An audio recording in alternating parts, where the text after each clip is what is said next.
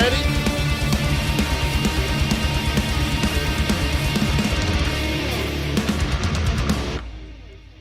All right, let's get on with it. Good morning. Comment allez-vous? How are you? Jumbo, ni hao ma. Ciao. Hey, you ready? What's going on? Let me pull up the chat, chitty chat.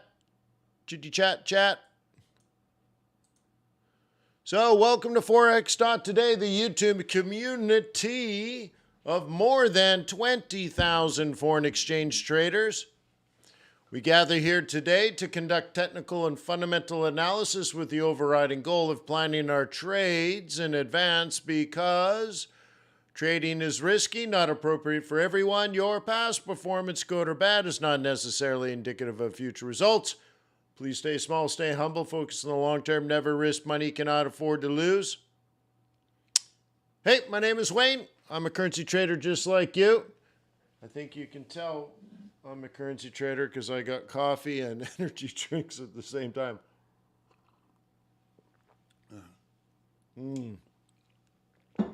Keep going, Bubba. Keep going.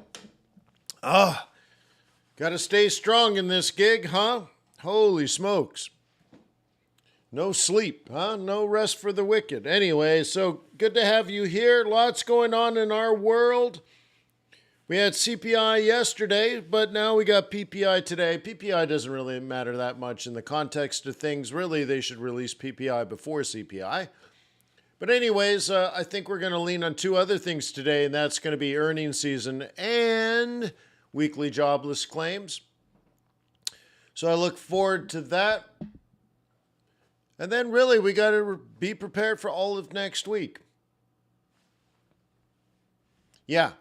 So today we'll be planning tomorrow's trades. Cool. Just to let you know, it's Thursday, and that means the swing trading group and the day trading group will be meeting as one giant community for our swing trading event at Investor Bootcamp.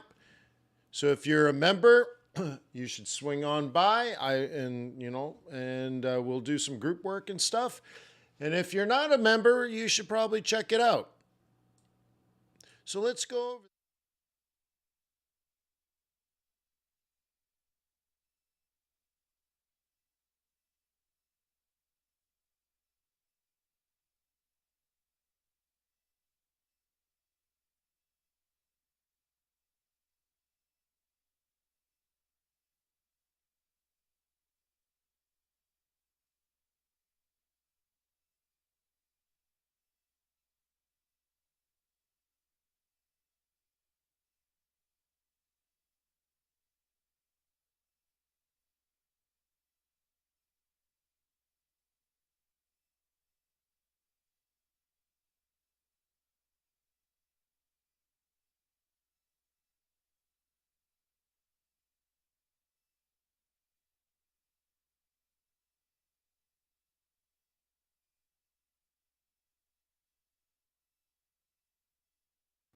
And that's another reason why Microsoft sucks. Anyways, yeah, it's amazing. My PC rebooted today. I noticed this morning I had to log back into everything. And typically when that happens, for some reason, all the settings on the change. So why do all the settings change? I don't know why she swallowed a fly. But anyways, yeah. Oh, hang on. Oh, so much going on. These markets are cray-cray. Huh? Money never sleeps. All right. Anyways, what I was saying is you should swing on by. We have the swing trading group and the day trading group meeting today. Swing by Investor Bootcamp. We cover not just Forex, but also investing into the stock market, commodities markets. We can talk about bonds and treasuries. I'm actually doing very well in treasuries right now. But even things like real estate and venture capital and hedge funds, personal finance. So there's a lot that we're covering at Investor Bootcamp. But tonight at 4 p.m. is the big live event where dozens and dozens of us get together and do group work and grow So anyways, you should check it out. It's awesome. Quant Box is another thing. This is a service that I own, and what it does is automates all your macroeconomic research. It used to only do economic research and then do comparative analysis. So you could compare, for example, there's an example down here. You could compare the euro to the US dollar, technically, seasonally, but most of it was based on, what we call fundamental analysis of macroeconomic data. GDP, inflation, unemployment, interest rates, okay, pulls all this data in automatically and then does comparative analysis.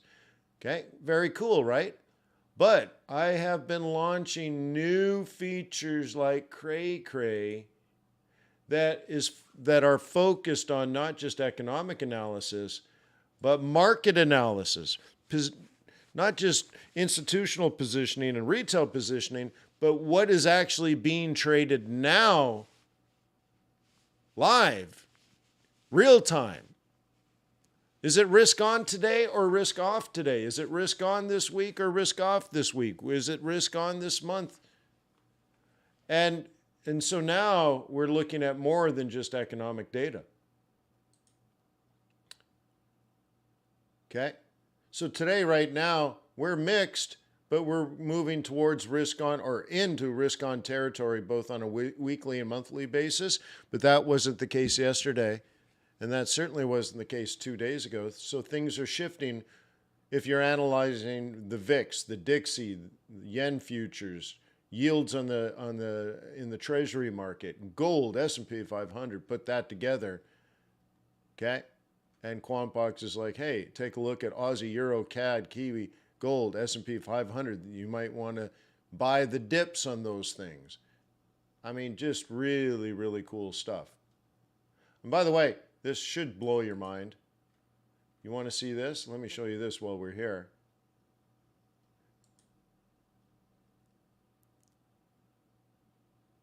Loading, loading, loading. It's not a web page. It's a database. It's doing the analysis, pulling up the data now. And it looks into the future. Here's all the future Fed meetings and where interest rates are expected to be. Or you want to see, let's say, interest rate forecasts and inflation forecasts in the UK 1 year from now? Yeah. Where are we getting this information? Directly from the Bank of England.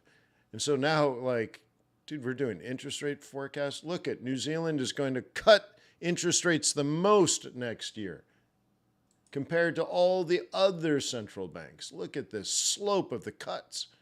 Significantly more aggressive in the future cuts. Future cuts. Raise one more time, then pause, and then start cutting.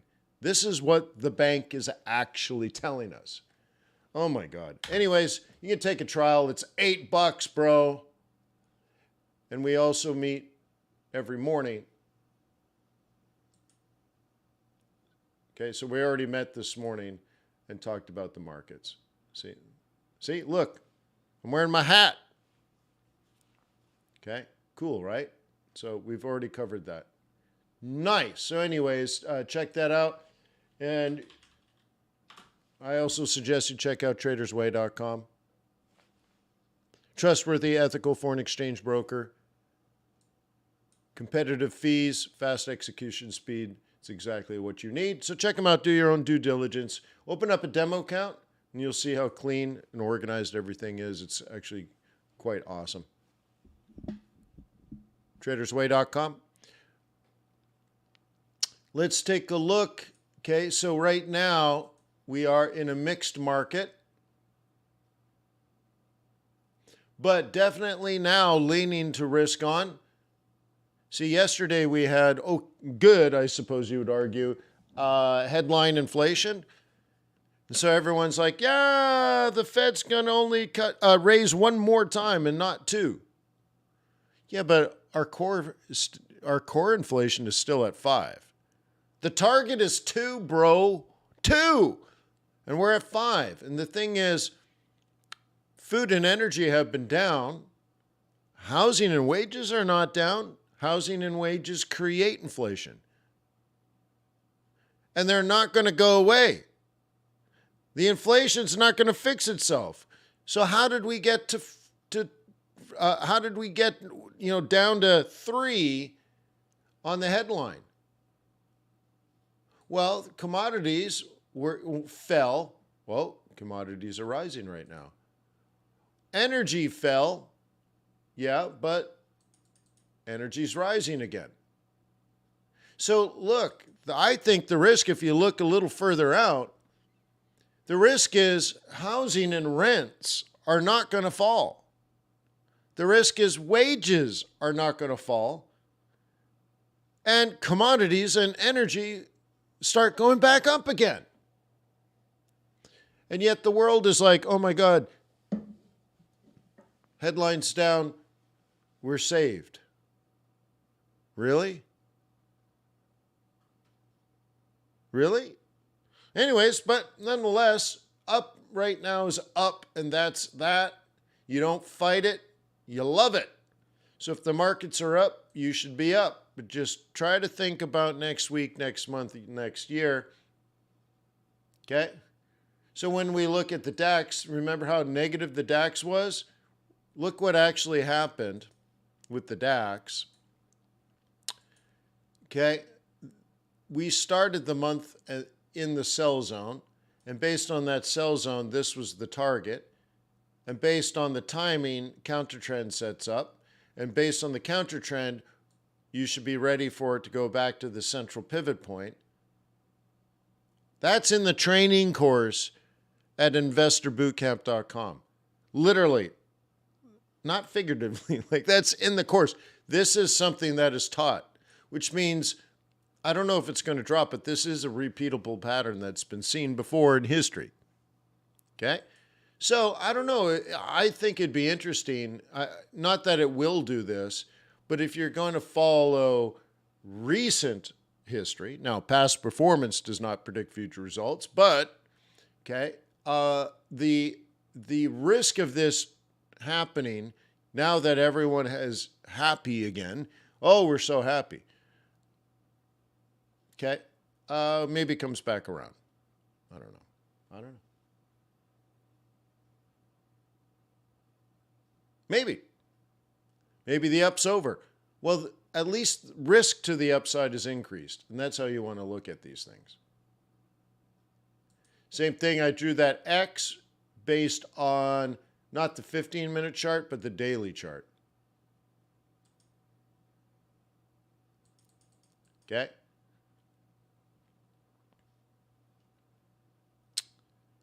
Okay. So it might start risk on today, but boy, that risk on might be risky.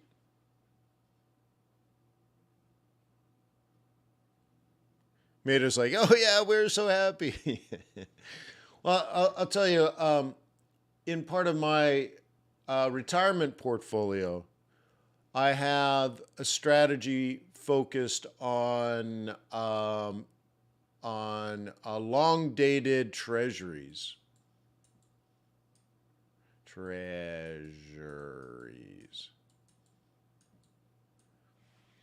Okay, cool. Because I want low volatility, I want income, and then I use derivatives to enhance the income.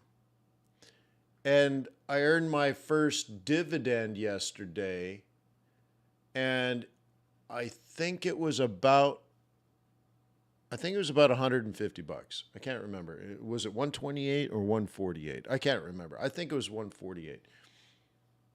Okay, $148 for a monthly payment. You know, that's irrelevant. If I had $1 million, you're like, that's not very good. I only have 8,000 in the strategy. It's just one of many strategies. So when you add that up, I think it's 22% a year. Shut the back door. Yeah. Jesus Christ. So anyways, Beta's like, oh, we're so happy. That makes me happy. I'm like, oh, snap. It doesn't matter if the stock market goes up or down. It doesn't matter if the bond market goes up or down. Well, it actually does matter. But that's not asset appreciation. That's income. That's in my pocket. I got paid yesterday. Okay? Yeah.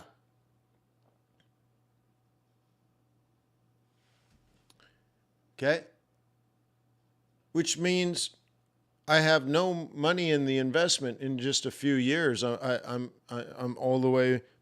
I have all my money back, and I still own the asset. It's kind of like leasing a car, except Porsche pays you money every month. So, anyways, yeah. I don't know how long that'll last. I guess. I mean, obviously, things change with market conditions, but it's getting paid like holy smokes. Oh my God. But yeah, so yeah, that makes me happy. Cool.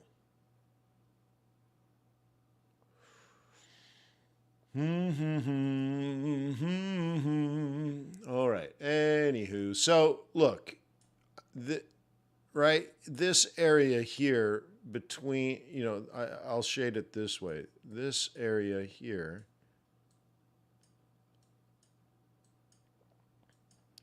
I think, is the area of opportunity, huh? That little triangle.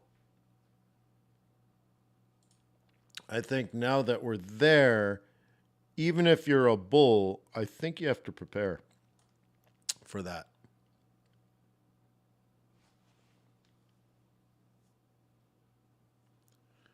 No, Maurice, no leverage. No, there's no leverage. So I'm trying to do two things. Number one goal is lower volatility. I want lower vol than the S&P 500. So I'm not even picking individual stocks. I'm doing very broad, very diversified indices. But in this case, what I'm talking about is a 20-year treasury. Okay? Now, if I add leverage, no, that would increase volatility. I want a lower volatility. So imagine, like, in a typical year, let's say the S&P 500 is up or down 20%. Okay? So we'll call this plus 20, negative 20, and 0. Okay? What I would like is 10 and 10. Let's say I can't really achieve that. It'd be more like 15-15. But let's, for the sake of argument, a down year looks like this, an up year looks like this, a down year looks like this, an up year looks, well, they're correlated. They're still correlated. So hang on. It should, let me see if I can draw this better. Okay.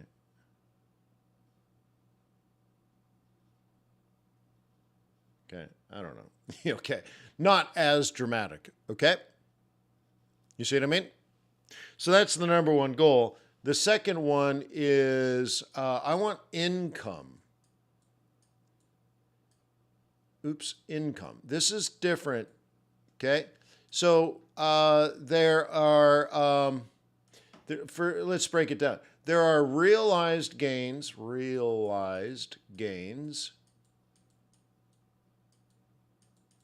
Okay, and then there are unrealized gains. Realized gains. Okay, let's talk about Forex as the example now. In Forex,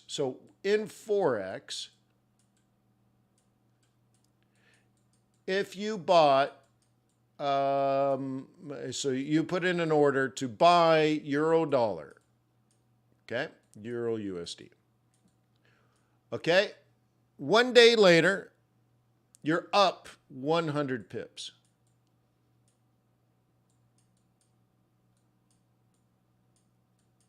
Okay.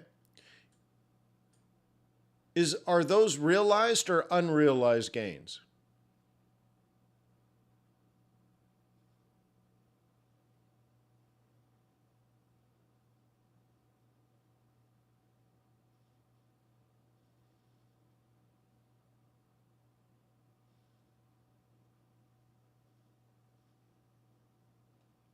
Okay?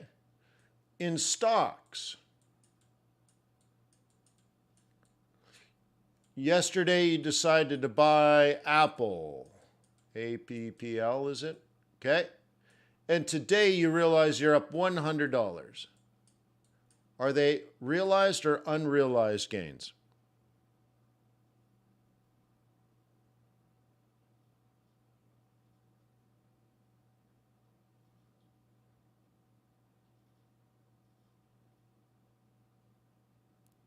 Now, for those that said they're the same, well, you're mistaken.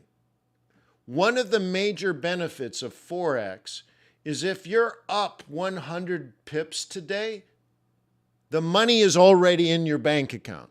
Well, in your trading account. You've already been paid. They're fully realized. You have cash.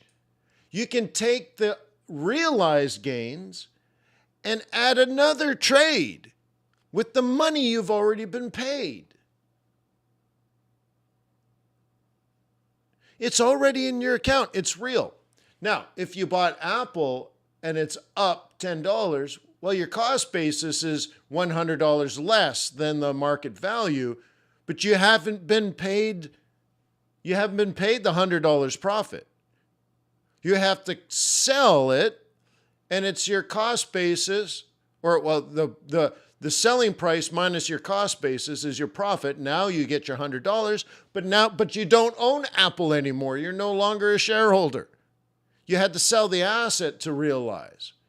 It's a major benefit in Forex. Major benefit. Okay? No, when I buy and convert. No, look. Okay, I think let me open this up. Okay, so I have 200 pips right now on pound yen. Okay, so I sold it at 183.70, and the current price is 181. It went all the way down to 180. I know, I understand. Okay, this is an example trade, but okay, it's money. But look, I've already been paid. This $200 is already in my account. My equity is higher than it used to be by a couple of $100. I've already collected the money. Now it's floating, so if the asset's losing, then I give it back. But I have the money in the account. Okay? It's real. It's done. It's done. You're so funny. Is it an open position? Yeah. Look, TV is it an open position? Of course it's an open position. Look, it's moving in real time. My margin, okay, how much I have, my margin levels, my equity level. Look, my equity is going up. Okay, my equity is going up a couple $100. There's the balance, but I've already been paid. I have the equity. I have the money. Okay, so when I go back to my retirement account, I want a lower volatility, but I want income. Why do I like income? Well, again, in my example, if the stock market is up 20% and my retirement account is up 10%, do you feel good about that? If this was your money, if the S&P 500 is up 20 and I'm managing your money for you and it's up 10, are you happy?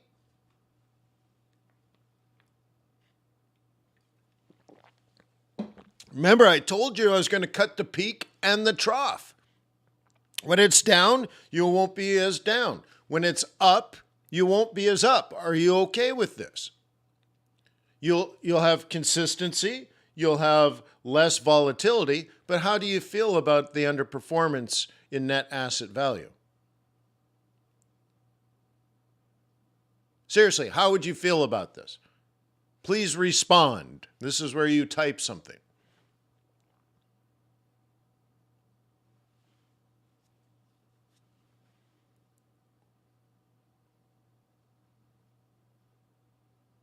Greg's like, not good.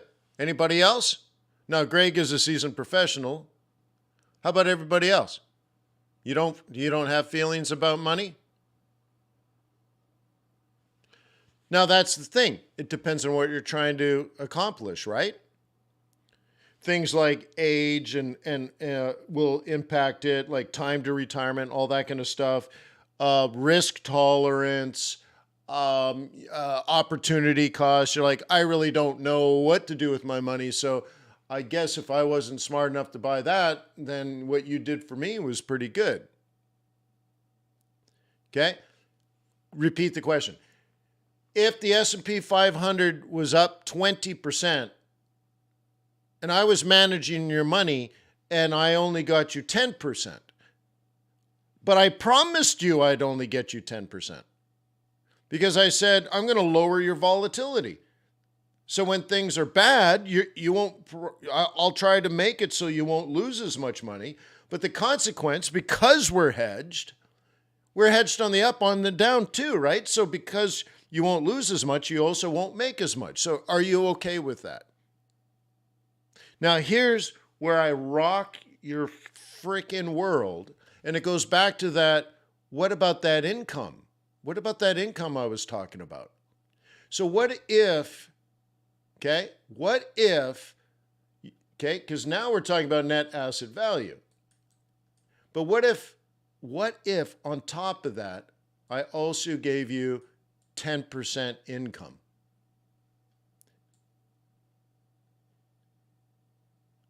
So now you're back at your 20, right?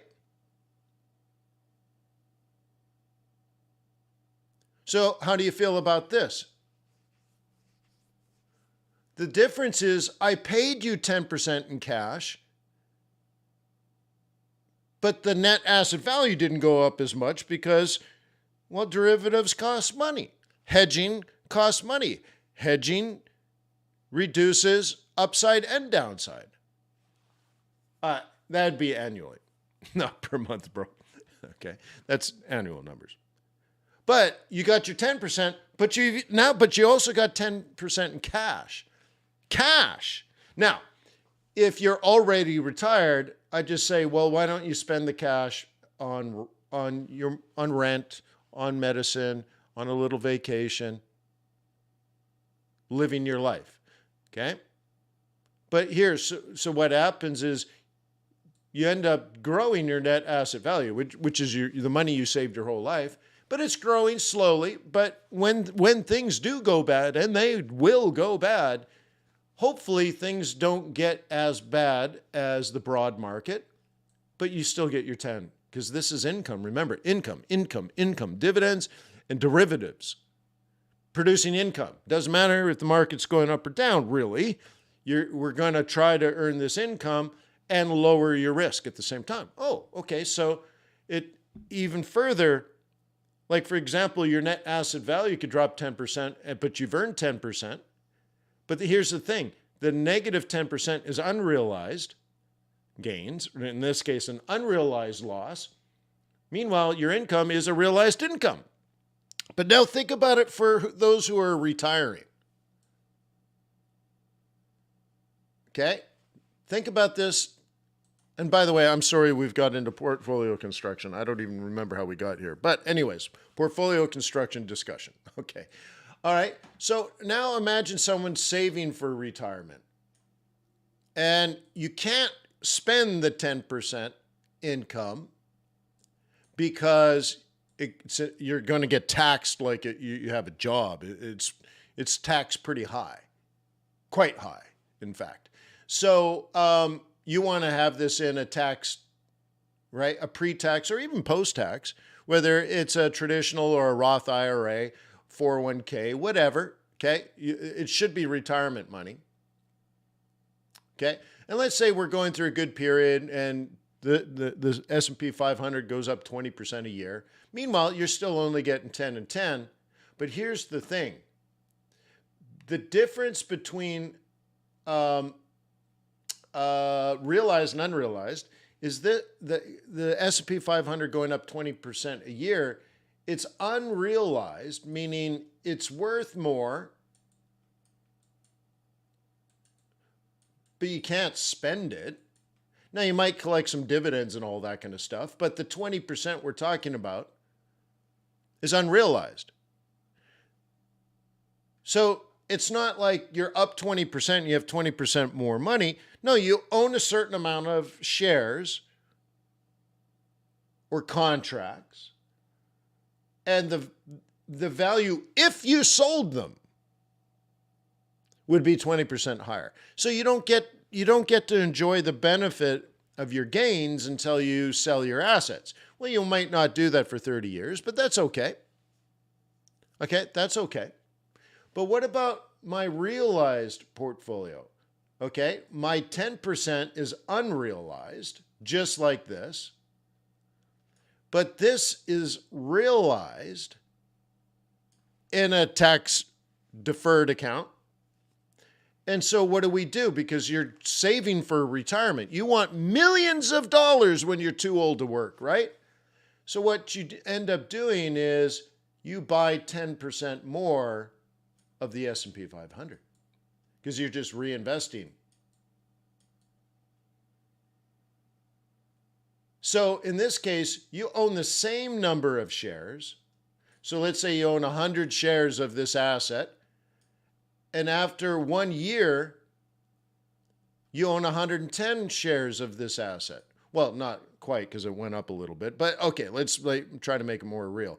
You own 108 shares. And then another year goes by, and this is up 20% again. So now you have 40%. Okay, this is now up 20%. But then you buy again, and now after 2 years, you end up owning 122 shares. And then a year later, 138 shares. And a year later, it's 150 shares. And so let's say after, 5 years, you'll own 50% more of the asset. Which means also your 10% here keeps going up. You get paid a little bit more because you own more, and we're earning income from dividends and derivatives. So now in 5 years, you own 50% more of the asset than a traditional sort of retirement account throwing money at a mutual fund. You own 50% more. You're bigger. You're bigger. And it's exponential. So another 3 years goes by, and now you own 200 shares of this asset because the amount of money over here is growing because you own, right, twice as many shares. So now your income is increased 20%. And this 10% is just the beta. It's just whether the S&P 500 goes up or down. Well, I can't control that. You can't control that. But my math is better. The model is better. So you give up on the volatility, but you collect it back on the income, reinvest the income, and grow.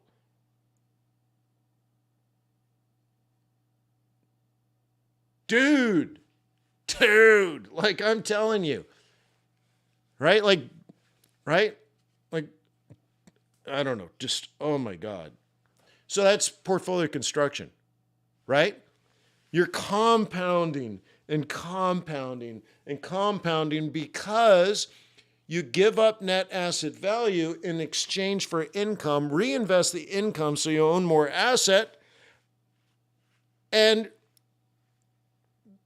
because you're converting half of your unrealized gain into a realized gain. Oh my God. I am so happy. It's so wonderful. Right? Well, but the thing is, the price might have changed, right, Maurice? The price might have changed. Yeah. The thing is, your unrealized gain could come to an unrealized loss, to an unrealized gain, to an unrealized loss. And of course, as a portfolio manager, I kind of try to lower this volatility and focus more on this. Oops, that's not drawn quite right. But the long-term potential of the stock market is 8% growth per year. So I'm focused on that. Like if I cut out the peaks and valleys, of net asset value and just ride the beta for long periods of time, then it should do this when you're looking at the stock market over decades, not months. Okay. Oh, right on. Yeah, right on, Greg. Yeah, Cameco. Yeah, I'm very interested in that one particular one, but yeah. But anyway, so guys, if you're focused on like, how can I achieve the long-term average over long periods of time? Okay, that's what I'm trying to do by cutting the tops and bottoms off. But then if you can enhance that with some realized gains, see what I mean? Like, let me go back to that previous thought. In this period of net asset value negative, so like your account is down 10% for the year, let's say. Is it really? If 2 years from now it's up 10%? No, the net asset value went negative, but it's not a realized loss. Just the asset you happen to be holding is worth less. You're not leveraged, okay? And then later on, a couple of years goes by because of the long-term average growth, the potential growth here. It's like predicting GDP over the next 20 years. You can do that. I don't know what GDP is going to be next quarter or next year, but on the long run, the United States over 50 years has grown at 2.2% on average. It's kind of why the Fed says they want 2% inflation and 2.2% long-term growth. Okay, great. That's where they get these numbers. So in this case, for the stock market, it grows faster than inflation, faster than GDP. And over 50 years, on average, the potential is for this to grow at 8% a year. So if I can just stay in these broad and diversified indices for long periods of time, then we collect something what's called the beta. I'm just simply in the market. And then I enhance it with, because these are unrealized losses, unrealized gains, and then unrealized losses and unrealized. So the net asset value goes up and down, up and down. But it's like an apartment building. Prices might go up and down, but you're like, I don't really care. I just collect rent every month. Someone's like, what's your apartment building worth? You're like, I don't know. I don't know what prices are, but every month I collect $10,000 profit. Is the building worth $1 million today? I don't know. Maybe it's $900,000 today. Maybe it's 1.2 million. Unless I sell it, it's an irrelevant statistic to an owner. What's the relevant statistic to an owner of an apartment building? What's the total rent collected? What are the total expenses? Right? And then what's left over for moi? Now, if you have a loan, you have to pay the bank, of course. But let's say you own it free and clear. You converted $1 million in cash into $1 million piece of real estate. Do you care if it's 1.2 million or 800,000 and it's back to $1 million, then it's 1.1 and then it's 900 and then it's $1 million and then it's 1.3 and then over time it just goes up and down, right? But what do you care about? Every month you make $10,000 profit, 100,000 in rent, 90,000 in expenses, $10 left over for the wane. And then next month, 10,000 left for the wane. Next month, 10,000 left over for the wane. The wane loves it. Now, so I'm like, because I am trained at Harvard for real estate. I'm trained in economics. I'm trained in finance, right? And I'm like, how do I do that? I've been trained on how to manage money for endowments, and that's how I got to this level. Because if you manage money for an endowment, what are their two goals? Please don't lose money, low vol. And please, please, please get us 8% a year.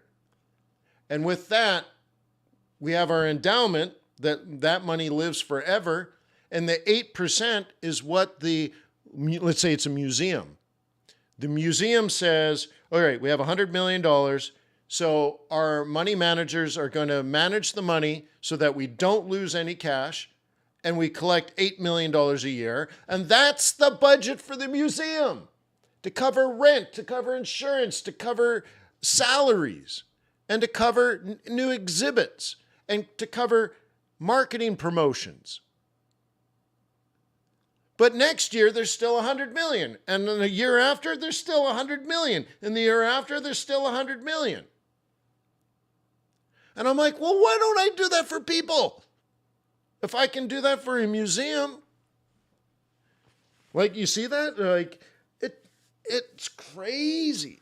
It's crazy that it doesn't really exist. I mean, there's some insurance products you can buy. But the problem with an insurance product where like an annuity or something, and they're like, we'll just pay you 8% a year.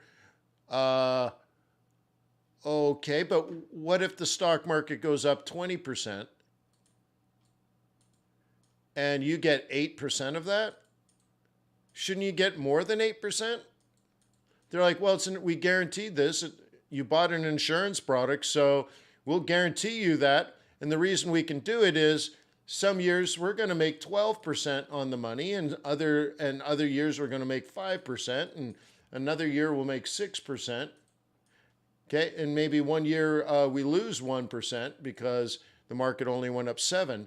But they look at it and like, dude, this is easy. You're basically just giving us money. We're going to throw it at the market. And yeah, sure. All right, cool. We'll throw an insurance wrapper over this and we'll just guarantee you 8% a year. I'm like, okay, but people love the safety, right? Especially if you're 75 years old. You want the safety, right? You want the safety. Most people want the safety, right? At 70, you're like, I want to be entrepreneurial. Or at 75, you're like, I want to gamble my life savings. Or at 75, you're like, you know what? I want to work at Starbucks. No. So you want the safety, right? But I still think the whole pile should be shared 80-20. Not like you get the first 8%, 100% of that, and after that, everything else is ours as the fund manager. I don't think a fund manager should make more money than a client. Do you? Well, if you want a guarantee, that's what happens. And I don't think you get 8%. I think it's lower than that, 6%, 5%. Guaranteed, right? You're like, but that doesn't seem like a fair deal to me. So like it should be split 80-20. The client should always make the lion's share of the cash, right? Okay.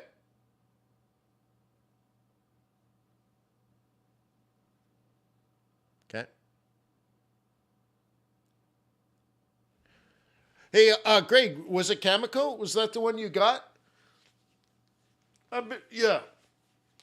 That's a very interesting company for a very, very specific reason. Or did you grab a different one? I can tell you why I like Cameco. Oh, okay, I don't know them. I'll tell you Cameco. Cameco bought, where's my drawing tool? Now it disappeared. What the heck? I'm really disappointed with Windows. Okay, where did it go? Yeah, it's just gone. All right, let me do it again. Epic. Okay, Cameco is a Canadian company that focuses on uranium. I believe they have exposure to mining and transportation and storage. And they're quite big, but they bought several years ago the uranium division of Westinghouse. And this is the big company that builds like nuclear reactors and stuff like that, right? Big American company. So anyway, so I believe it's Cameco, I think so. So anyway, so they bought this part because Cameco is also in the refining business. Okay? And so they take, uranium-236, and then you got to refine it and break it down, right?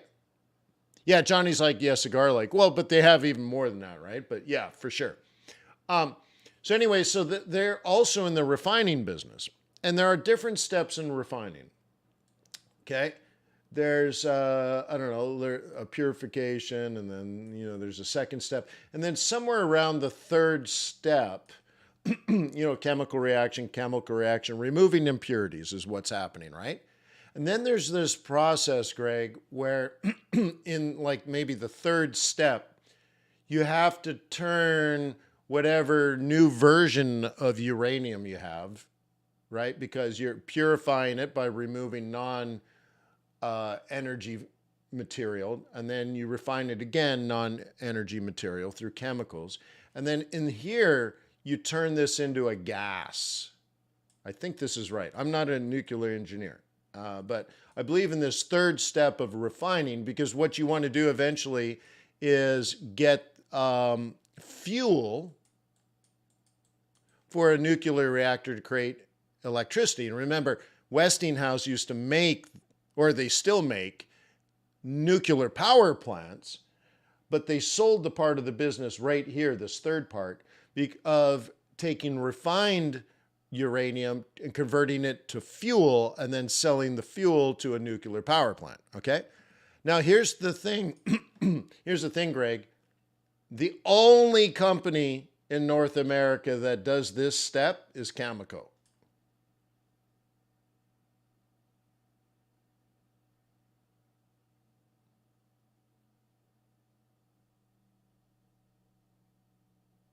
Okay. Marie says, do you have any job besides this? Well, I run Investor Boot Camp. I run Quant Box. I do consulting work for hedge funds. I'm launching that retirement fund that I just explained. So yeah, soon, like in 2024, I should be able to accept investments from foreigners or from American retirees, or people saving for retirement. Okay. International investors, it doesn't really matter because they don't pay American taxes. In the United States, if you're American or an American resident, you have to pay taxes on these gains. So to enjoy the compounding aspect, it needs to be in a retirement account. That's right, author, and also, I do some modeling. Hey, I was young. I needed the money. Anyways, right. Yeah. So there's going to be two types of funds at my fund. So obviously I'd be the manager, and then there are these funds. There's going to be two funds. One focused on compounding. So you never get paid the income. We just keep buying more and more and more.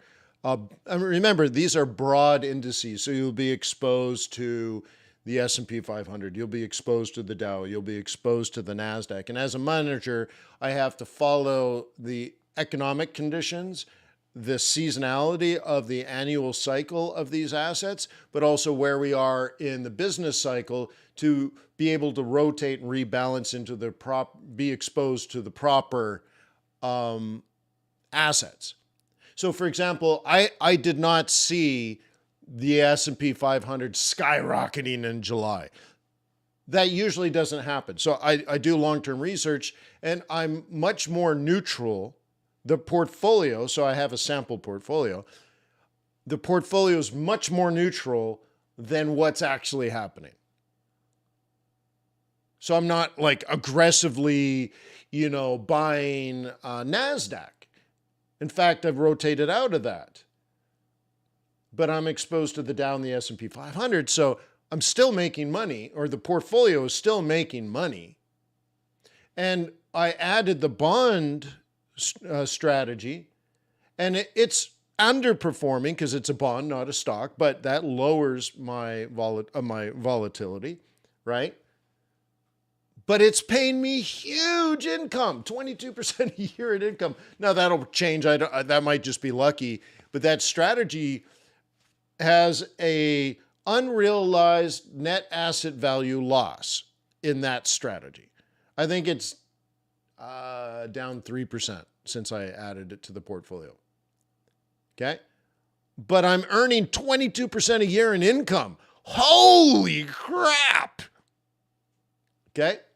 So am I actually down? No, the net asset value is down, but I'm earning every month because I get paid monthly, right? I'm earning what, relatively speaking, huge amounts of money.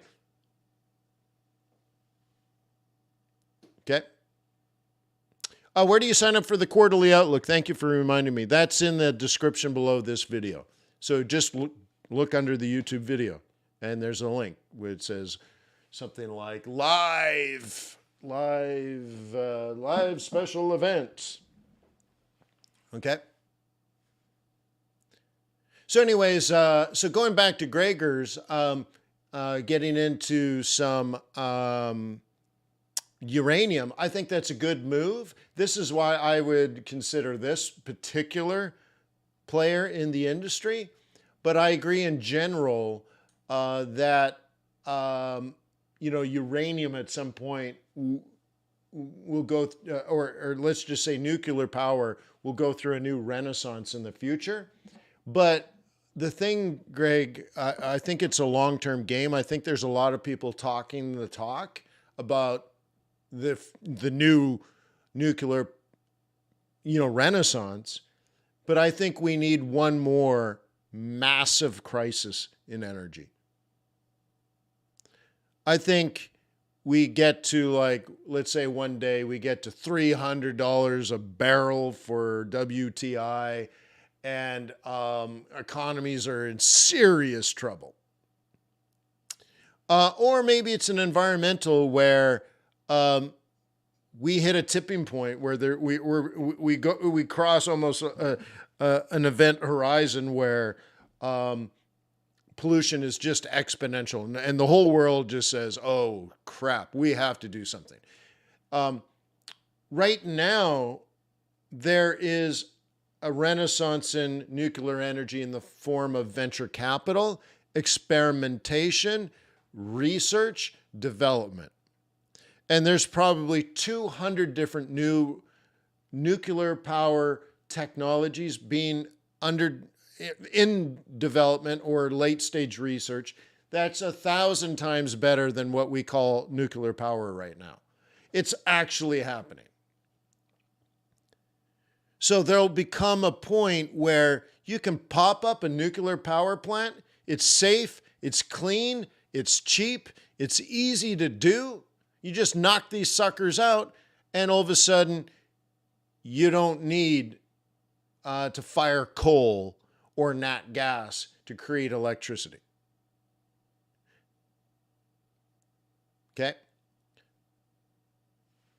Okay? So, like, when you look at a traditional nuclear power plant, right?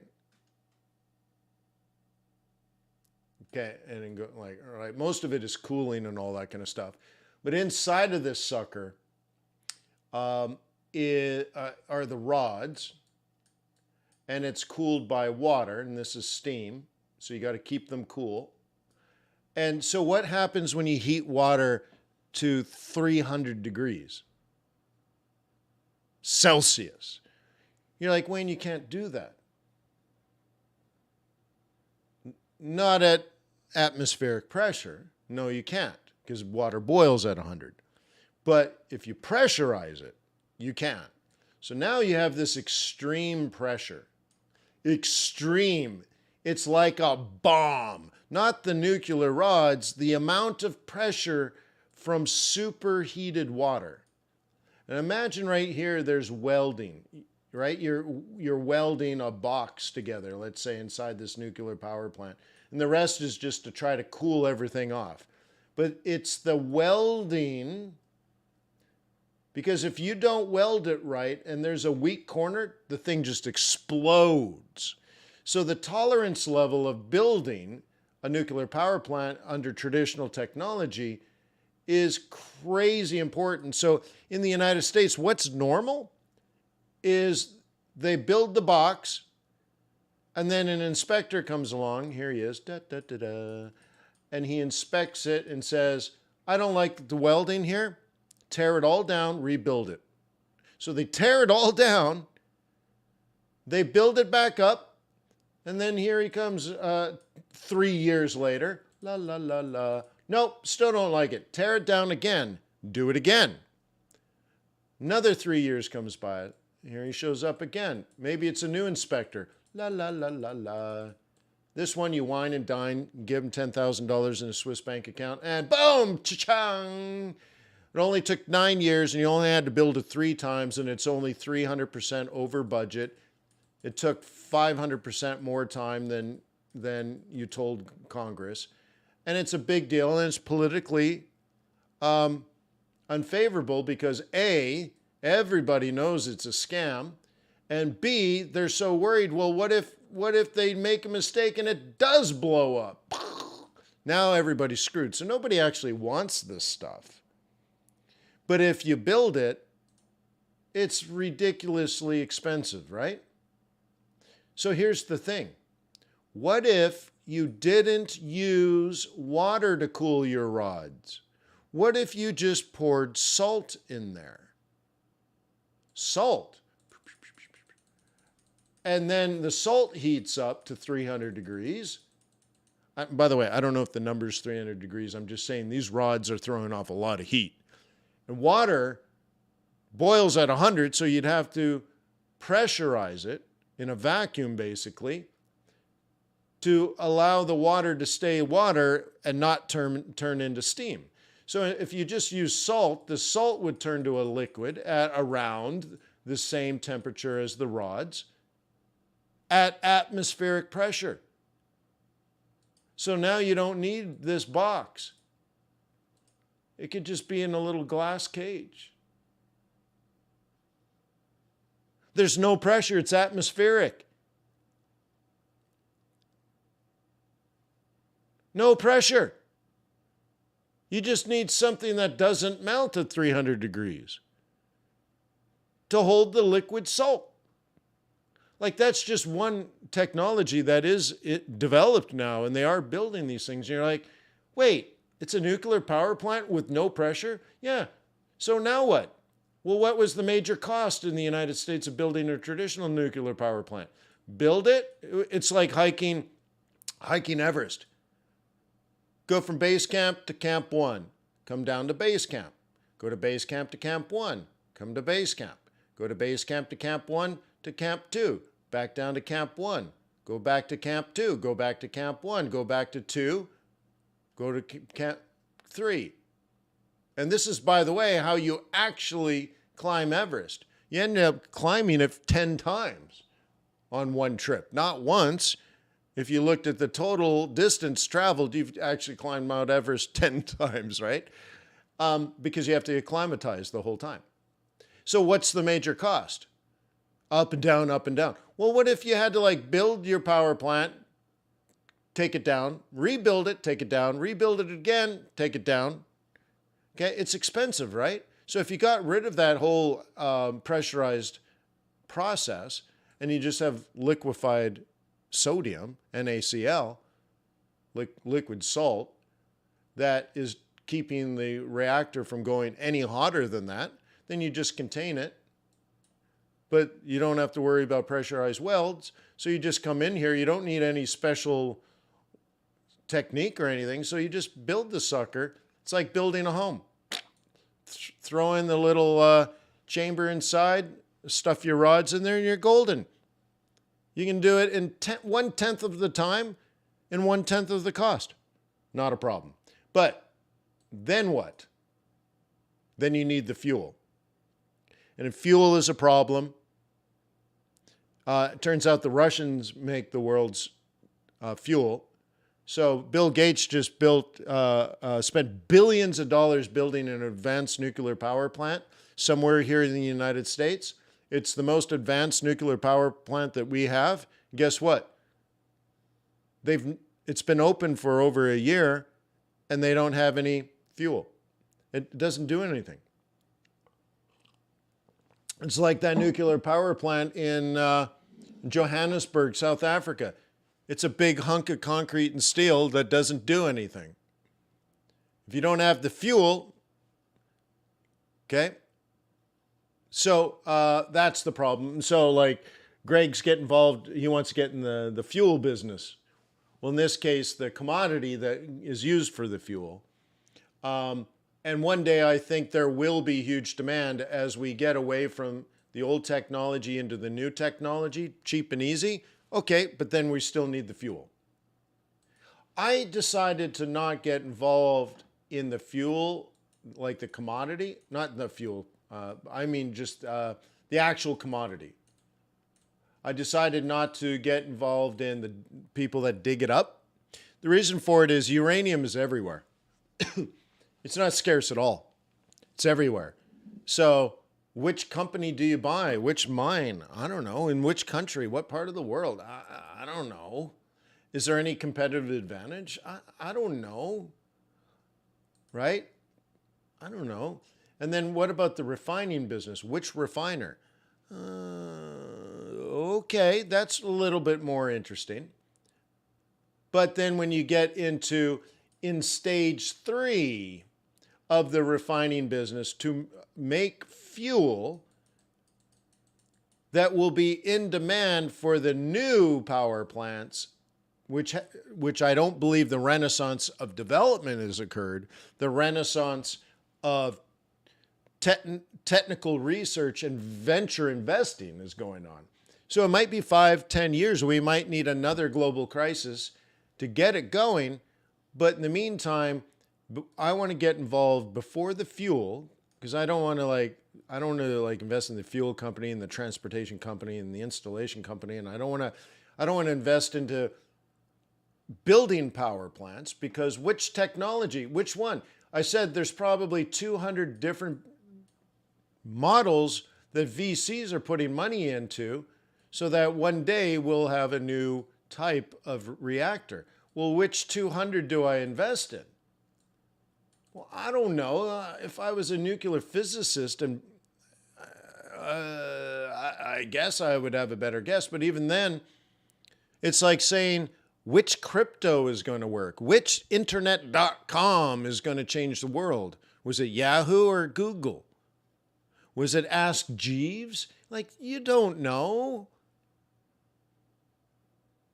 Okay? There were so many search engines when Google was tiny. It was amazing. Google wasn't even good. I still don't think it's good. But anyway, so which one of those? So I don't want to do that. I don't want to build it either. I don't want to handle like fuel and transportation and distribution. I don't want to just be I don't want to be the miner. And then there are, the refining process, right? And then you get into that third step, and it's the gasification part. And I believe in North America, Cameco is the only one. Cameco, I think it is. So of all those choices, it doesn't matter which company, which design wins. Doesn't matter who's building the nuclear power plant, because if there's 5 of these teams, and the best ones are either Russian or South Korean, do I want to invest into Russia or South Korea and all that? And the fuel, well, nobody likes the fuel. And what do you do? Which mining company? I don't know. But they all have to go in North America currently through Cameco at some point in the process. And I'm like, oh, well, that's where I want to own.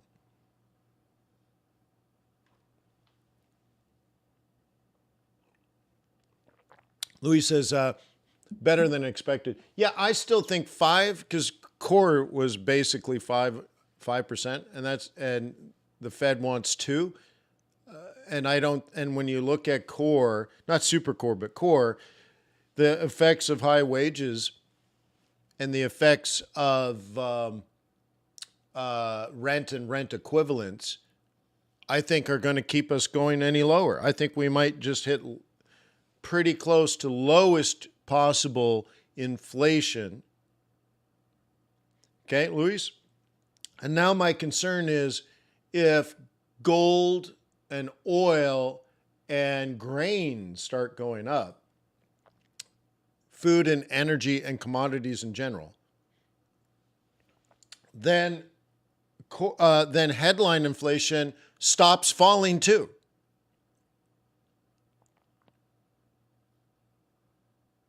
Okay. Caribou says, why did the stock market start rising in October of last year? Well, that was expected. The second part is, why did it continue?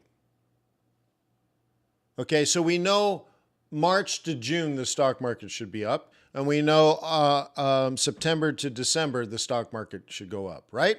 Does everybody know that? Money's easy, dude. Seriously. We all know that, right? That's how you make money. Now, if you don't know that, then that's the major gap. Now, what I don't know is, why did the market continue going up in the January, February, March period? And why is the stock market still going up in July? And by stock market, we're talking S&P 500, Dow, and all that kind of stuff. Well, the January, February, March period may simply have been that the S&P 500 was just cheap.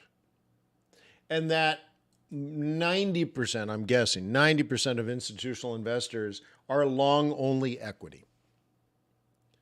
And it's their job. They don't have any other job except buy the stock market. So they're like, well, because remember, most participants are not traders. They're investors. So they buy it in October and they never let it go. And after that, any dip, so a dip in January means you just start buying in January. Normally, I don't buy until March. Okay? I like buying in March. I like buying in September, for example. I don't know if I'm going to do it this year or next year or the year after, but I'm always ready. And inside of that, I'm also a trader. So on July 1st, I'm always ready to take profit. On January 1st, I'm always ready to take profit. But it doesn't always work that way.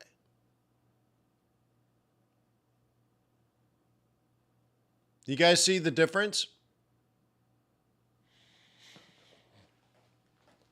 Oh my God. Oh. Oh. Okay. Yeah.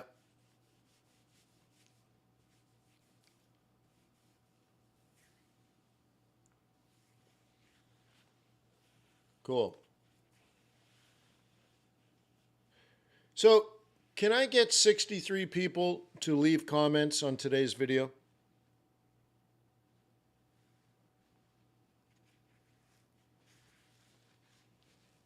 Can everybody leave a comment today? I'm trying to give you passionate, hardcore, real information, and YouTube doesn't promote this channel. I think it's a travesty. So can we try to hit the algo somehow?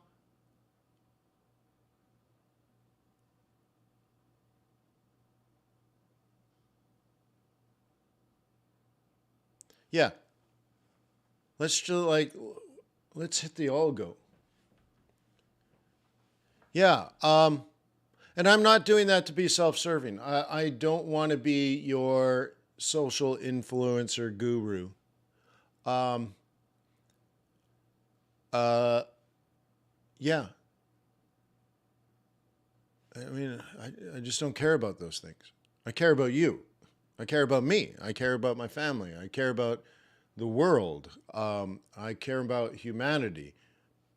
I don't want to be an Instagram model, you know? So, but I'd like to share this knowledge. That's why I need to that's why I need to write books again. I need to get it down so that the knowledge I share is available in different mediums. but also that it lives forever. Okay. Thank you, Maida.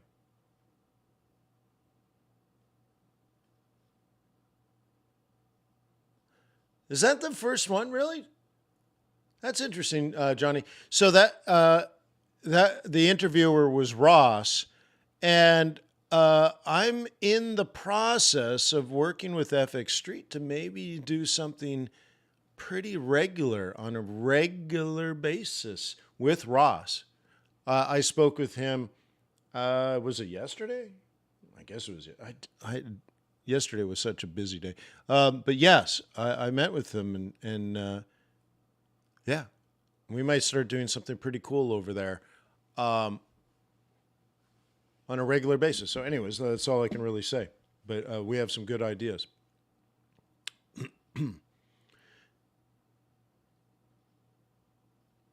Cool. But thank you. Yeah, it is cool. Yeah.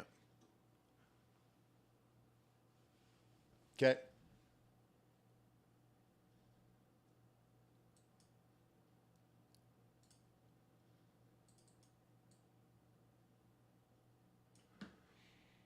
Cool. So that is up. No matter how you want to look at it, that is up. And when I think seasonally, and when I think about potential risks to the economy, I wouldn't be surprised that there's down. In fact, I would even expect that there's down. But is there down? Not now.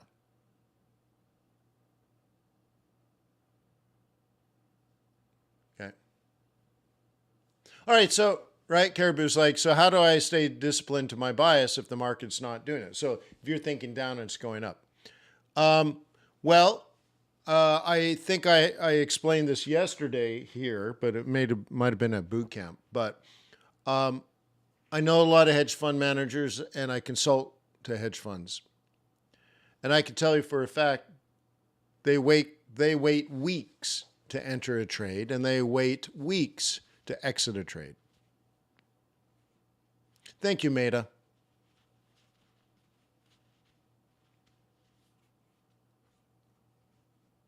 Okay.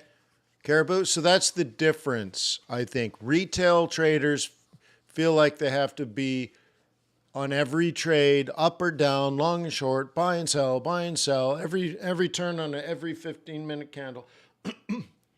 And institutional traders just don't think that way. So if this is going up, you might be raising capital. You might be talking to investors. So like I know someone now, I'm thinking he's a Forex trader, and he's repositioning for the new quarter.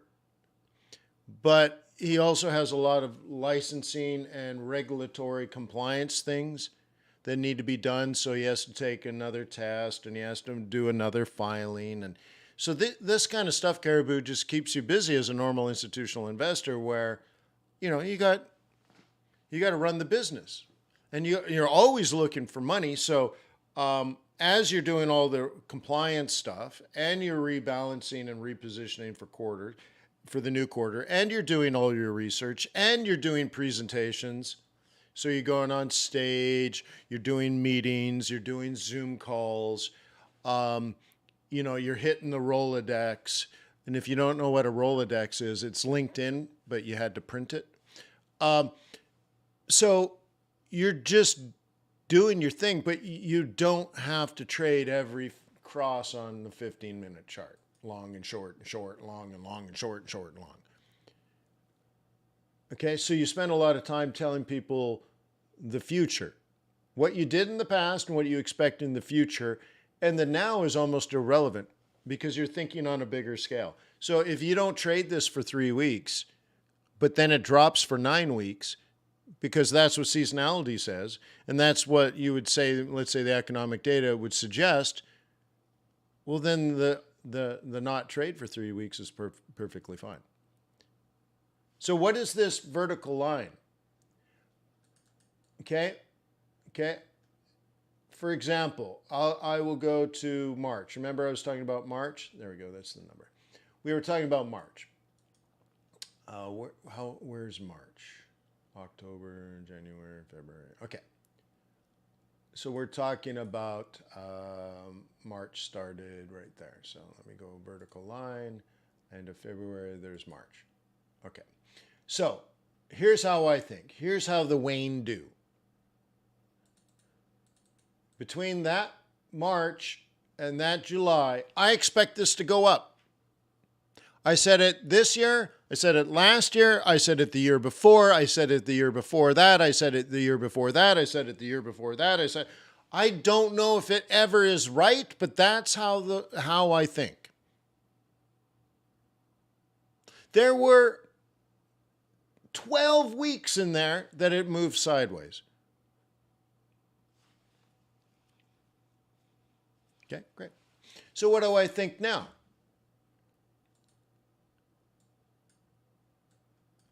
That this could happen. But I may have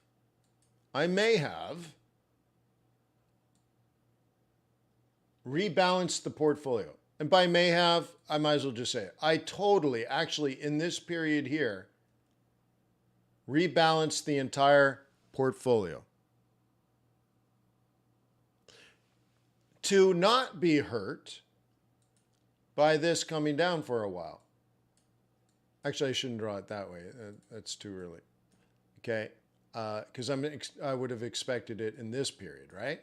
So if in this period it changes direction, so what I mean by that is, let's say this goes to 45, so we have another up day, and then it has down, and then it, and then we start doing this. If that happens, over here I positioned, so if that happens, I won't be hurt.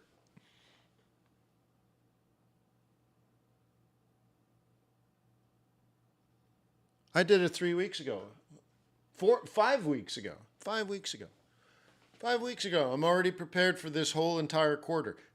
Doesn't mean I'll perform at peak, but I'm most worried about a trough. Okay? And so I'm positioned based on my outlook. Okay? But this, to me, is normal. Okay?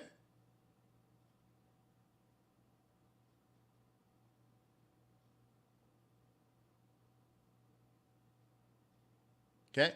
I even have a running joke every year, okay, that if we have something like this, you buy in May and go away. And other people said, isn't the saying sell in May and go away? And I'm like, yeah, well, if everybody's selling, I'm buying. And the point is, I don't know every year if this will work, but every year I'm ready, willing, and able. Which means I already know what I'm going to do next March and next May. There's a window in there, right? I know what I'm going to do between the third week of August and the third week of September. I know what I'm going to do on December 12th. I know what I'm going to do on January 1st. I believe on the third week of January 2024, there will be a rally, but it won't create a higher high.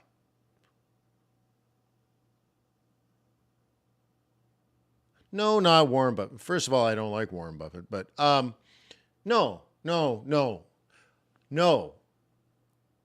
Okay? I'm not trying to come across as an oracle.